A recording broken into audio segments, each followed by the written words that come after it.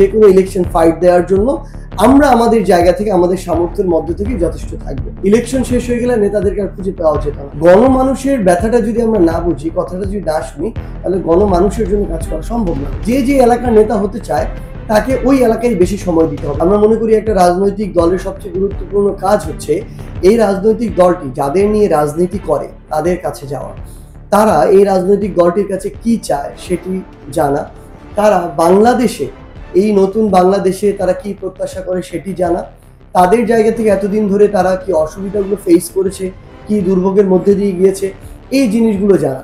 দিন শেষে আমরা যদি জনগণের রাজনীতি করতে চাই, সবচেয়ে গুরুত্বপূর্ণ বিষয় হচ্ছে জনগণের কাছে গিয়ে জনগণের পরামর্শটা নেওয়া, যে আমরা কিভাবে জনগণের জন্য কাজ করতে পারি, দেশের জন্য কাজ করতে পারি।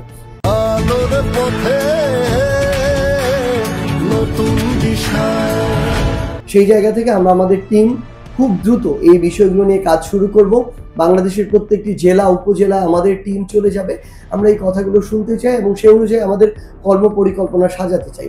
এবং আমরা আমাদের জায়গা থেকে যে জিনিসটা মনে করি যে এতদিন ধরে বাংলাদেশে এই রাজনীতিতে একটা কালচার ছিল যে নেতারা আসলে ইলেকশনের আগে বড় বড় কয়েকটা বক্তব্য দিতে এলাকায় যেত, ইলেকশন শেষ হয়ে গেলে নেতাদেরকে আর খুঁজে পাওয়া যেত না।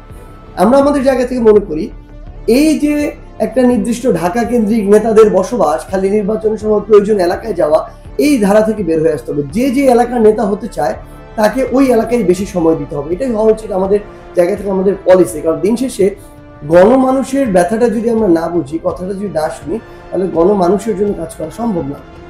এবং আমরা আমাদের জায়গা থেকে মনে করি যে সেই অনুযায়ী আমাদের আগামীর যে রাজনীতির যে কর্ম পরিকল্পনা সেটি নির্ধারিত হবে এবং খুব দ্রুত 2-1 দিনের মধ্যে সেটির বাস্তবায়ন শুরু হবে।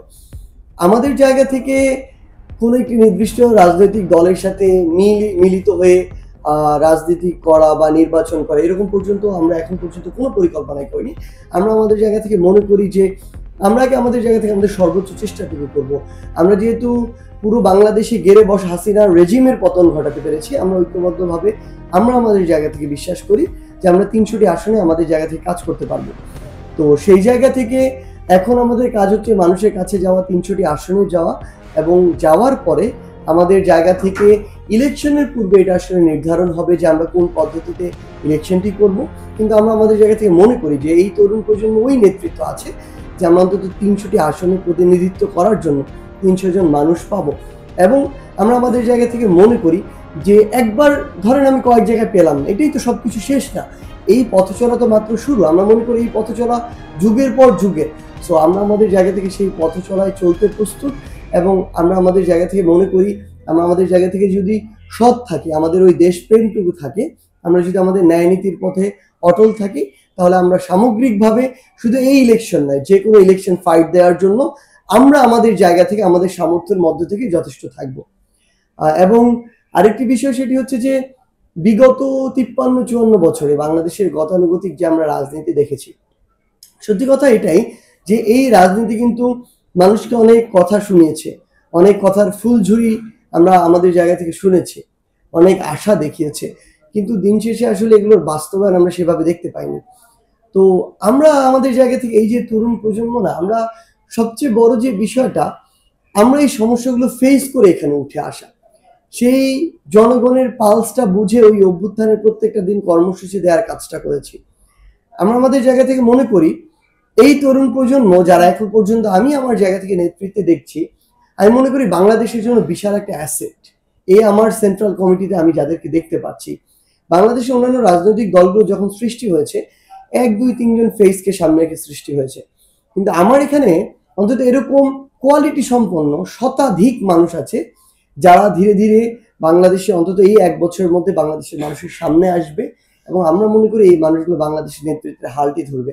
এবং বিশেষত্ব এই জায়গাটিতে এই মানুষগুলো না এই বিষয়গুলো ফিল করে। এই মানুষগুলো মৃত্যুর ভয়টা ওই জুলাই অভ্যুত্থানে হারিয়ে গিয়েছে। এই মানুষগুলো নেগোসিয়েশন করার চাপ ওই জুলাই অভ্যুত্থানে ছিল, করেনি। এই মানুষগুলো দেশপ্রেম ছিল বলে, দেখুন বাংলাদেশে কিন্তু 18 কোটি মানুষ, সবাই কিন্তু রাজপথে নামেনি, ছিল বলে এই মানুষগুলো রাজপথে নেমেছে। সবারই জীবন হারানোর ভয় ছিল, জীবন হারানোর তাদের ওই সময় আশঙ্কা ছিল।